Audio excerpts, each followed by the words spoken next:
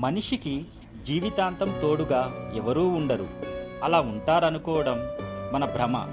మనిషికి నిజంగా జీవితాంతం తోడు ఉండేది మన గుండె ధైర్యం తప్ప మరొకటి లేదు. ఇప్పుడున్న రోజుల్లో సున్నితంగా ఉంటే అస్సలు కుదరదు. మనతో ఎవరు ఎలా ఉంటే మనం కూడా వాళ్ళతో అలాగే ఉండాలి. లేకపోతే నేటి సమాజంలో బ్రతకడం చాలా కష్టం.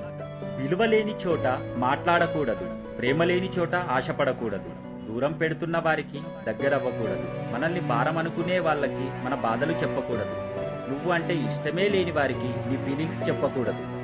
ఏ ఒక్కరి జీవితం కూడా పుట్టుకతో పూలవనం కాదు, అందరివి పడిలేచే బతుకులే. మన ఒక్కరికే కాదు, అసలు భూమిపైన సమస్యలు లేని మనిషే లేడు. అందుకే రేపటి రోజున సంతోషం వస్తుందనే ఆశతో నవ్వుతూ జీవిద్దాం. జీవితంలో ఆశ, ఇష్టం, అవసరం అనేవి మనిషికి ముఖ్యమైన ఆయుధాలు. ఆశ మనిషిని బ్రతికిస్తే ఇష్టం ఏదైనా చేయిస్తుంది.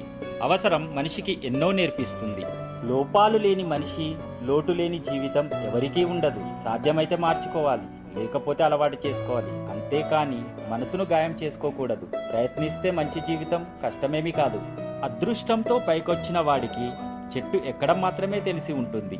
స్వయం కృషితో వచ్చిన వాడికి చెట్టు ఎక్కడం, దిగడం కూడా వచ్చి ఉంటుంది.